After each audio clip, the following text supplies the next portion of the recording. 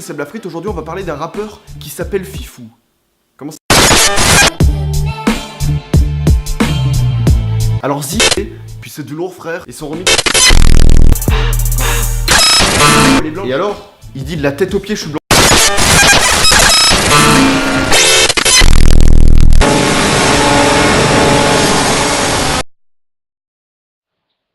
Bonjour, j'espère que vous allez bien, ou mal, de toute façon ce que ça peut me faire.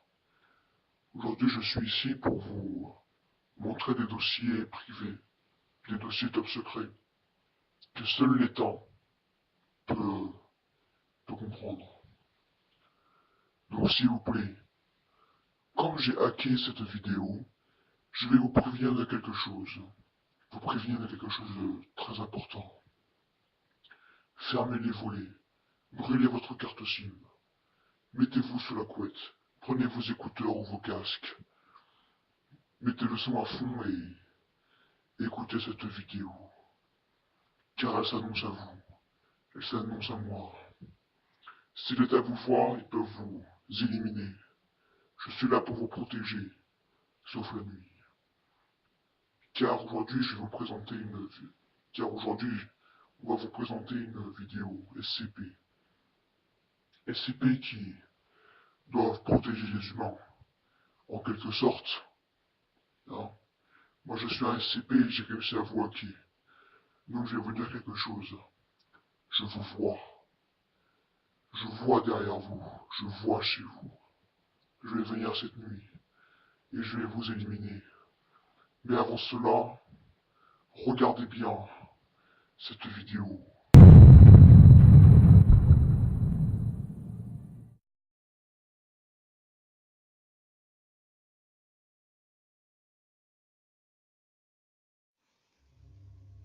SCP de 1990 de classe Euclide. SCP de 1990 doit avoir un périmètre mobile bêta A, doit être établi autour d'une ou deux instances de SCP de 1990.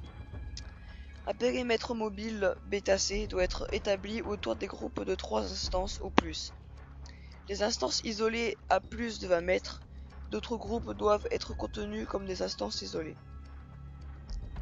Des amnésiques de classe C doivent être utilisés sur les civils témoins d'une instance de SCP de 1990, bien que la période totale d'exposition peut être prise en compte dans le nombre ou le type d'amnésique donné.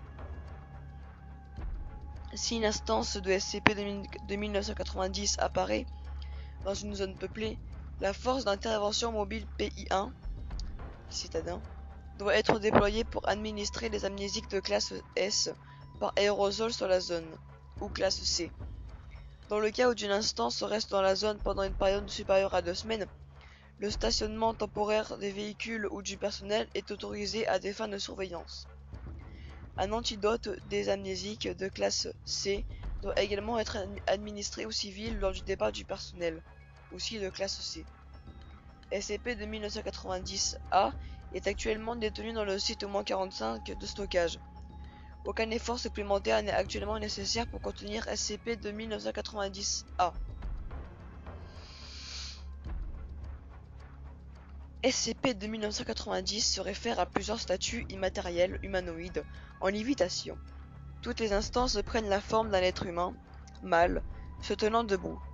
Chaque humanoïde semble se composer de divers matériaux, y compris du bois, du marbre, du béton, des polymères. Les groupes de SCP de 1990 ont tendance à avoir les instances constituées de la même substance ou au moins des substances semblables. SCP de 1990 et SCP-260 se sont déjà rencontrés. Cela n'a rien causé, semblable à des tests. Les tests ne peuvent pas confirmer si chaque humanoïde est fait de la même matière, tout comme SCP-260, dont ils sont composés, mais chacun est totalement immatériel et ne peut pas interagir. Si chaque humanoïde est fait de la même matière dont il y semble composé, car chacun est totalement immatériel et ne peut pas interagir. Toutes les instances de SCP-2090 se comportent de manière similaire à des objets sous vide et ne sont pas affectés par la friction, Cependant, toutes les instances semblent suivre l'orbite et à la rotation de la Terre autour du Soleil. Il est actuellement indéterminé si la gravité est capable d'affecter la trajectoire d'une instance ou si chaque instance suit volontairement le mouvement de la Terre. Il y a actuellement 47 instances enregistrées, dont 5 actuellement situées dans les zones isolées où ce terrain ne peuvent pas être facilement étudiées. De temps en temps, les instances de SCP de 1990 peuvent changer de direction et de vitesse par méthode inconnue. Les changements sont généralement mineurs et les objets physiques ne semblent pas avoir une quelconque influence sur ces modifications. Les instances de SCP de 1990 sont aussi capables de se déplacer à travers tout type de matériaux, sans résistance. Aucun effet indésirable n'a été détecté lors d'une prise de contact avec une instance. Il est actuellement indéterminé si les instances de SCP de 1990 sont des êtres sensibles ou doués d'intelligence, bien que des tendances dans le comportement aient été notées. Les instances se déplacent généralement de 1 à 5 km/h par rapport à la Terre, mais peuvent également atteindre 87 km/h. Les instances de SCP de 1990 sont capables de se déplacer sous terre ou au-dessus de l'atmosphère. Même si seules 12 instances ont été repérées dans de telles situations, les instances de SCP de 1990 ont tendance à éviter les zones peuplées, telles que les villes ou les villages, et rester dans ces milieux naturels. Lors du nettoyage de l'incident, l'agent a rapporté qu'il avait obtenu des gros plans d'une instance polymère de SCP de 1990, composée de ce qu'il semblait être des granules de polytéréflatate d'éthylène. Les chercheurs ont remarqué de petites gravures qui se sont avérées entre deux paragraphes.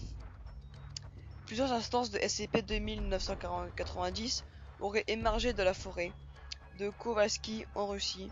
Des agents de terrain ont découvert ce qui semblait être une instance unique, et tous les agents ont décrit SCP de 1949 à tomber au sol, avec un air surpris. Il semble être devenu palpate et a été transporté au site 45. Les chercheurs ont affirmé que l'instance est entièrement composée de laitier, de béton et d'aluminium. La recherche d'autres propriétés anormalement sont en cours. SCP de 1990 ne peut pas se déplacer en forêt. Il pourrait être classé de quêteur, mais après avoir fait une grande réunion, nous l'avons mis en classe Euclide.